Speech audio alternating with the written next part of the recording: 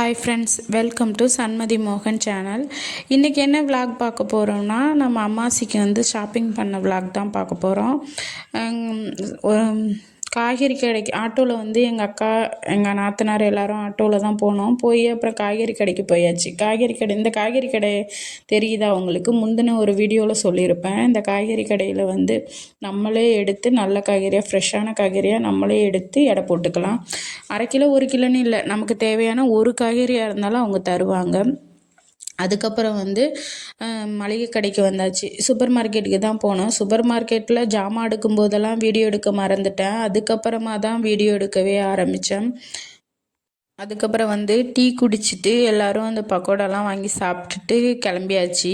மளிகை கடைக்குள்ளே போகும்போது வெளிச்சமாக இருந்தது. வெளியே வந்து பார்த்தோம்னா இவ்வளோ நேரம் ஆயிடுச்சு, இருட்டியே போயிடுச்சு. அதுக்கப்புறம் பசங்களுக்கு வந்து நைட்டுக்கு இட்லி வாங்கிட்டு வீட்டுக்கு வந்தாச்சு. இந்த காய்கறி தான் வாங்கியிருந்தேன். அதிகமாக எதுவும் வாங்கலை.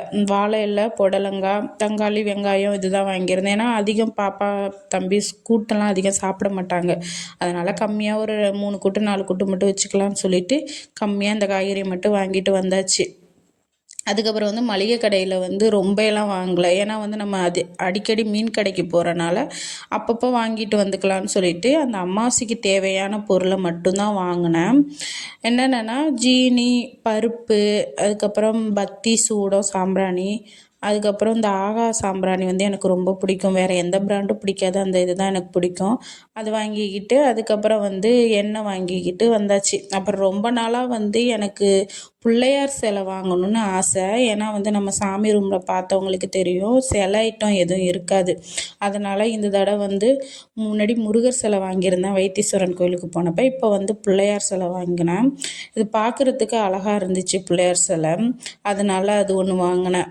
நல்லா இருந்தது, கோல்டு கலரில் பார்க்க அவ்வளோ சூப்பராக இருந்துச்சு. அதுக்கப்புறம் இது வந்து அமாவாசை அன்னைக்கு சமைச்ச விலாக் தான். இது வந்து சாம்பார், சிம்பிளாக சாம்பார் வச்சுட்டு பெரிய அளவுக்குலாம் பண்ணலை. கிடுகிடுன்னு 100 நாள் வேலை இருக்குதுன்னு சொல்லிட்டு காலையிலே வீடு வாசையெல்லாம் கழுவிட்டு 100 நாள் வேலைக்கு போயிட்டு வந்தாச்சு. எங்கள் பக்கம்லாம் 100 நாள் வேலை வந்து 1 வாரம் 10 நாள் தான் தராங்க. உங்கள் பக்கம்லாம் 100 நாள் வேலை இருக்கா? நீங்கள் போவீங்களா?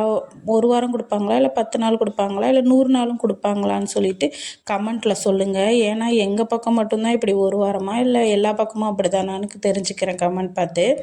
அதுக்கப்புறம் வந்து புடலங்காய் கூட்டு தான் வச்சேன். புடலங்காய் கூட்டு பெரிய அளவுக்கு வைக்கல, நமக்கு தெரிஞ்ச மாதிரி வதக்கிட்டு அதுக்கப்புறம் வந்து இந்த தண்ணி சுண்டி வந்தோடனே தேங்காய் திருவி போட்டு இறக்கியாச்சு. அதுக்கப்புறம் அந்த அடுப்பில் வந்து கீரை வச்சுருந்தேன். 2 அடுப்பு இருக்கனால கொஞ்சம் ஈஸியாக இருந்தது கிடுகிடுன்னு சமைக்கிறதுக்கு. ஏன்னா காலையிலையும் சாப்பிடாதனால ரொம்ப பசிச்சிச்சு. மணி ஒரு 12 1 மணிக்கெல்லாம் சமைச்சு முடிச்சணுன்னு சொல்லிட்டு கிடுகுன்னு செஞ்சுக்கிட்டு இருந்தேன்.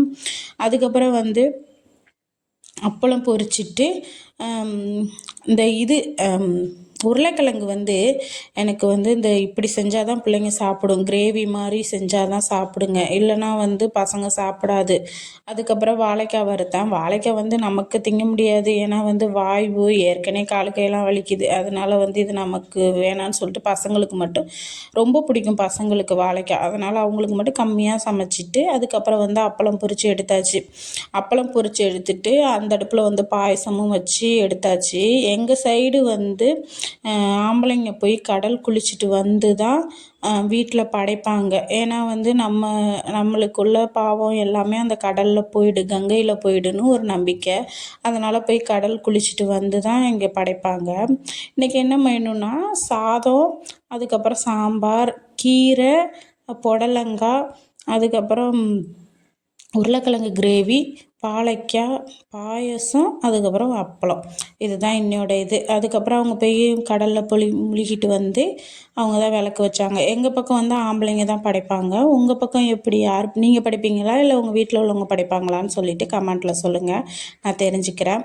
அதுக்கப்புறம் வந்து படைச்சிட்டு சாப்பிட்டுட்டு காக்காவுக்கும் சாதம் வச்சாச்சு. இந்த வீடியோ உங்களுக்கு பிடிச்சிருந்துச்சின்னா லைக் பண்ணிக்கோங்க, சப்ஸ்கிரைப் பண்ணிக்கோங்க.